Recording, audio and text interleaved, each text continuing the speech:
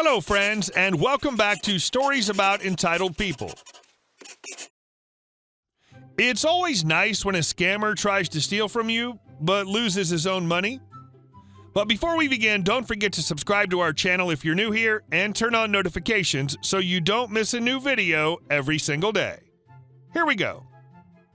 Scummy thief customer comes in for a refund. Setting, grocery store. Me, customer service desk worker. Him, thief who thought he was super smart. Now on to the story. This guy was hanging around the front door and came in to shop after I'd punched in for the day. He'd been shopping and then walked out and hung out by the door some more. He'd then come back inside and walk around. The guy looked like Aaron Paul on Supermeth, so we were watching him from where we were. He came back inside with his purchases and said he needed to return the stuff because his ride wasn't coming and he needed to take an Uber and couldn't take the stuff with him. He pulls out some receipt he had and starts unloading the stuff onto the desk. I checked the date and time on the receipt and it was from today. I scan the receipt and start scanning his stuff. I get to the end and told him the total that would be refunded and hit process. The paper started to print out and he held out his hand thinking he was getting cash. And I instead drop a credit slip into his hand. The look on his face was priceless. My coworker had searched through the receipt records and found out that he'd purchased the stuff with his EBT card and tried to return it for cash with a receipt he dug out of the trash. They pulled video and saw some older ladies throw the receipt in the trash and saw him pick it out and went and purchased the stuff on that receipt with his EBT card. We lost the money from the stuff he bought and someone got free stuff, but he hasn't been back since. But most importantly, he lost money. That's why he won't be back. And our next story. Thank you for your input, Karen. I, 35-year-old female, live in a big city in Western Europe. After graduating college, I was hired as an office assistant in a big company. Let's call it Happy Place. I did my last internship as a student there, and it went so well that I got hired just a few weeks after getting my master's degree. Over the next 10 years, I worked my way up from an assistant to office manager to head of one of the biggest departments. I was not paid a lot of money, but it was above average and the benefits were great. But the main reason I stayed for so long was the people who worked there. Over the year, I've made quite a few friends there, and by the year 2020, I was one of the most experienced people working in Happy Place. My colleagues often came to me for advice on how to do this or that, and I also had a great relationship with the big bosses. And the cherry on top was that I had the best boss someone could hope for. Let's call her Maggie. Maggie was 10 years older than me, and she was a wonderful woman. She's nice and professional, cool, helpful, and has a heart of gold. I've worked with her my whole time at Happy Place. In the last 4 years, she was my direct supervisor. I loved her. Then in 2020, a few things happened almost at the same time, and over the course of 6 months, Happy Place turned into Sad Place. First, the company hired a new HR lady, Karen. She was the worst. She treated everyone below her level of responsibilities, which was pretty much 99% of the staff, as if they were lesser people. Talked down to everyone and constantly made changes in the HR policies. She implemented quite a few new rules, which led us to losing some of the benefits that we liked, like free lunches, paid time off to go to doctor's office during office hours, etc. But the CEO of the company trusted her for some reason, and soon he stopped taking meetings with staff, making Karen the only person who could make decisions regarding the staff, which meant that no one could actually complain about her, and we slowly started feeling helpless. Second, Maggie was promoted to a different field, the one she actually wanted to work in, so I can't be mad at her for leaving. And she got replaced by Susan as my new supervisor. Susan was cool, but she was my age and with less experience, which didn't make much sense. So even though on paper she was the one in charge, I was the one constantly explaining to her how things worked and what needed to be done, while she took the credit. And lastly, COVID.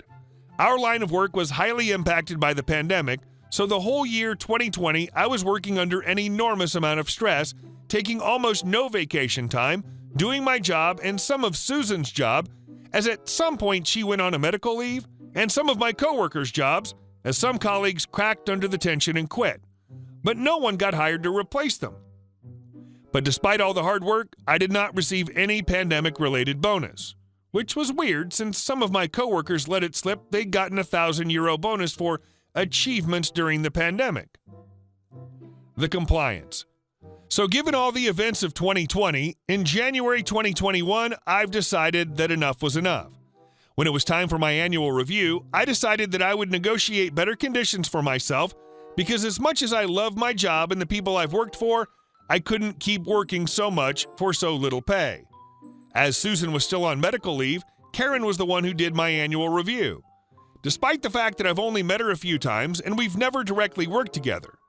In preparation for the meeting, I've made a list of things I've been putting up with and a list of reasons why I should get a slight pay bump. I was asking for a 15% pay increase, but was happy to accept 10%.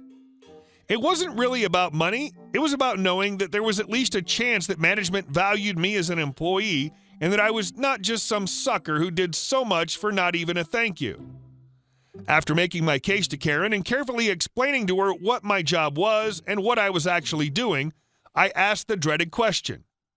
She looked at me, smiled, and said, "OP, I appreciate everything you've been doing for the company, and we value you as an employee, but your responsibilities and your abilities are not worth that much." I was speechless. I admit I was so angry and hurt that I felt tears coming up to my eyes. But I took a deep breath, calmed myself, and said, "Thank you for the input, Karen, but I cannot keep working in these conditions. It's not worth it." Karen rolled her eyes and replied, "Then you can quit, but I'll be sorry to see you go." And quit I did. You see, there were two things that Karen did not know. First, as I explained, I was a highly valued employee with a great reputation and over 10 years of experience in the field. In our field, reputation is important, and for the last 2 years, I've been receiving job offers from competitors. I always refused because I loved working for Happy Place, but since the events of 2020, I started taking interviews, checking what else was out there. And just before my meeting with Karen, I did an interview with Cool Company, who offered me a 60% raise to do the same job I did for Happy Place. Second, remember how I said I took almost no vacation days in 2020? So by January of 2021, I had over 2 months of paid leave available. I checked with HR, not Karen, the week before my annual review, and they confirmed to me in writing that I was free to take my vacation days whenever I wanted. So I did exactly what Karen told me to do. I quit. I put in my 2 months' notice and took my 2 months' vacation, which meant that I came to work for only 1 day to clean out my office and say goodbye before leaving for good. I felt bad because I left so many of my colleagues in a really bad position, since they now had to do my job, but they all assured me that they understood and that they would have done the same thing. After my 2 months paid vacation, I started working at Cool Company, and I've been here ever since. The aftermath. I kept in touch with a few friends from Happy Place, and they regularly informed me of what was going on over there. It seems that me quitting was the push that many of my coworkers needed to also make the final leap and quit. As I said, the conditions went from great to bad since Karen took office. Also, the fact that I quit so abruptly got the attention of the CEO as we had a good relationship. He asked Maggie, who was aware of the whole story with Karen, about it, and she told him the truth. About me not getting the COVID bonus, about Karen speaking down to staff members, about her telling me to quit if I wanted to. The CEO finally opened his eyes and launched an investigation into Karen's actions. He personally did interviews with some staff members and heard stories about her from people from many different departments. He also investigated the COVID bonus story, and it turns out she only gave the COVID bonus to her friends from different departments and a very generous one to herself. Plus, since I've quit, no one was actually able to do my job, and the fact that Karen was responsible for me leaving made her responsible for the consequences. So after reviewing everything, the CEO decided to terminate Karen's contract. Rumor has it, the whole staff of Happy Place celebrated this joyous occasion. The cherry on top? Last week, my boss at Cool Company walked into my office and said, "OP, Jen from HR is retiring soon, right? We did interviews to replace her, and one of the candidates is Karen. She seems competent, but asks for quite a lot of money. You and her work together, right? What's she like? You think she deserves to be paid more than we initially offered?" I said, "Boss, you have a few minutes?" "Great. Let me tell you a story." After hearing my very honest opinion of Karen, Boss Man laughed and said, "Okay, good to know. I think we'll tell her that she's not the right fit for us. Thanks, OP. As soon as Boss Man left my office, I sent an email to my friend Lori from HR, who was in charge of replying to candidates. I also told her the story and asked her to keep me informed if there's any development with the whole Karen applies to cool company thing. A few hours later, I get an email from Lori. Turns out she copied me to her official reply to Karen. It read, "Dear Karen, thank you for your interest in working for Cool Company. After careful consideration, we regret to inform you that in our opinion, your responsibilities and your abilities are not worth that much." I brought Lori a big chocolate cookie the next day.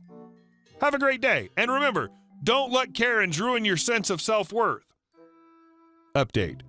The CEO from Happy Place approached me last week to ask me to come back to work for him. He offered me more money, but didn't really apologize for what he let happen to me and the entire team.